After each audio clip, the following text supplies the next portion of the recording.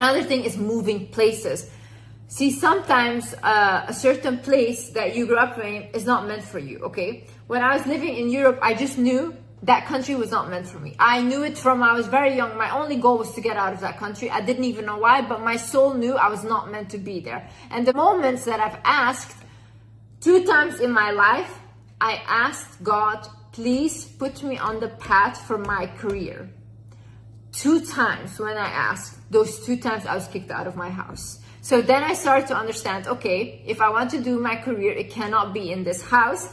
And then I also, when I met my partner, I moved places and I never returned. Remember when I moved countries and I actually finally got out of the country that I didn't want to be in, completely my whole life started to flourish. It started to open up. Sometimes you cannot find the love that you want, the job that you want, whatever, because it's just not in that country. Your soul does not match the vibration of that country. And when you realize this, when you feel like I'm supposed to be in this country, follow your intuition. Your soul might have a destiny in that country or in that city that you're craving to go to. You know what? Have no shame like a man, okay? I was dating this guy. And this guy is from a very, very important family, very important person. And he was always sitting with diplomats and people, politicians, whatever. And one time we were on a date and actually he had a meeting with one diplomat. This guy came. He came up to the guy that I was dating and he when they were sitting and talking, he asked maybe 10 things in the first 30 minutes that he was sitting there. It's like, can you do this for me? Can you do that for me? Oh, can you figure this out for me? Blah, blah. And the guy that I was dating was constantly like, yeah, I will do it. Yeah, whatever. Constantly like this. And when the diplomat guy left, I looked at him. I was like, is this how men talk to each other? Like constantly asking for stuff? He's like, yeah. I was like, that's insane. Like, cause I even feel so like weird when I have to ask still for things. But the way men ask each other for things, this is crazy, okay? And that's also how they get successful because they're not ashamed to ask anything. They're not ashamed to ask women for anything. They're not ashamed to ask men for anything. You don't have to struggle alone. Women need to stop thinking that we have to struggle alone. You know, like the whole society has made us feel bad for wanting things or wanting to ask for help and stuff. No, that's so wrong. No one in life has accomplished anything on their own. We all always help each other. Self-made does not exist. Have no shame. Ask when you need help. Also, when you know what you exactly want, write it down in a journal or whatever and write down in a present tense. Say, for example, I am living in this country with the love of my life. He spoils me, he's funny, he takes care of me, he's loyal. And make sure to mention everything you want, okay? Because one time I kept saying, oh, I don't care whatever man that is. I don't care if he's pretty or not, whatever, you know? And then I really got everything I wanted in that person, but he wasn't attractive. And I literally could not even date this guy, okay?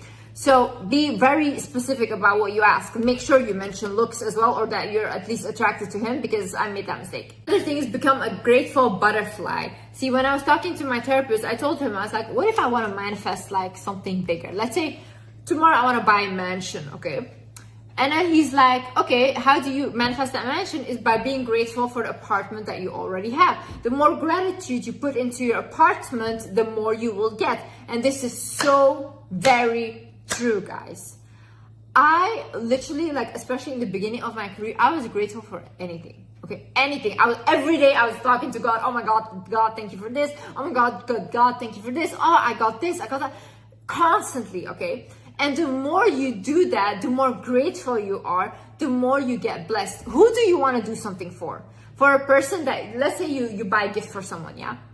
And you buy it and they're like, okay, whatever, you know? They say thank you, but it's like unsincere.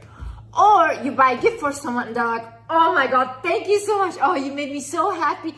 You want to do more for that person, right? The other person, like they're so happy and that makes you happy. Same way with the universe and same way with God. They love gratitude. It's a very, very high vibration that will make you attract more. Look for solutions instead of dwelling on the problems. We can sit here all day and say like, oh my God, this is wrong. Oh my God, this is wrong. Okay, and what are we going to do now? How are we going to fix it? Honey, start thinking in solutions. See, one thing about me, yes, since I was young, when somebody would come to me with a problem, I'd be like, okay, how can we fix this? How will we fix this? Bam, bam, bam. I would give them advice on what we can do, and I would put it into practice with them. I cannot afford to waste time. I don't want to be 80 tomorrow thinking I've wasted my time thinking about all the problems that I had. No. If I cannot fix the problems, I move on. If there's not physically anything that I can do inside of myself, I move on.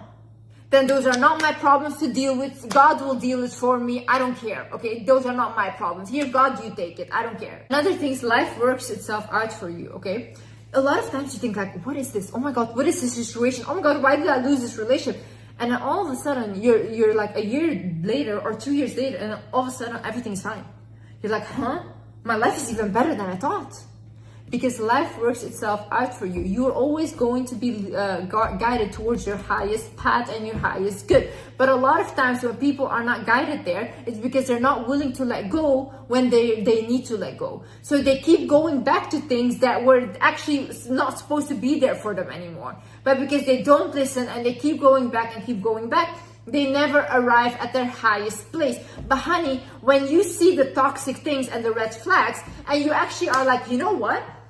I believe that God has something bigger for me. I believe that my highest good is not this. This is not my highest partner, job, friendship, whatever. If I let go of this, I will get much better. You will.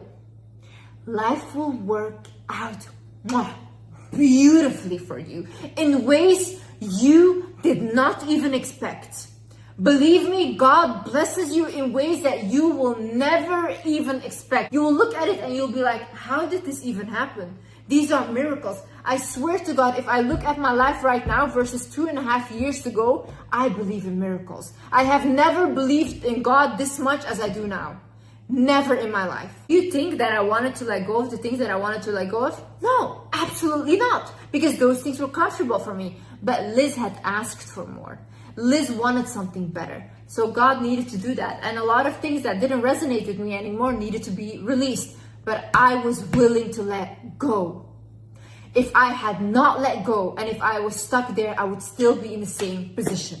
Right now, I want you to pour a lot into yourself and I want you to invest a lot of it in yourself. You know why? Because when you do that, when you grow yourself a lot and when you expand yourself with knowledge, you become more beautiful, you become more healthier, you just become more self-aware and aware about others. This is how you will show up as your best version, okay?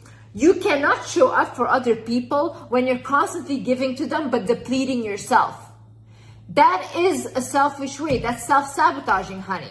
That is you self-sabotaging yourself and you will not get anywhere. What do you want to do? What do you want to achieve? How do you want to look? What do you blah, blah, blah. Everything you do for you first and then you do everything for everyone else too if that's what you want. And when you have this clear vision of what you want to manifest and what you want, let go of it.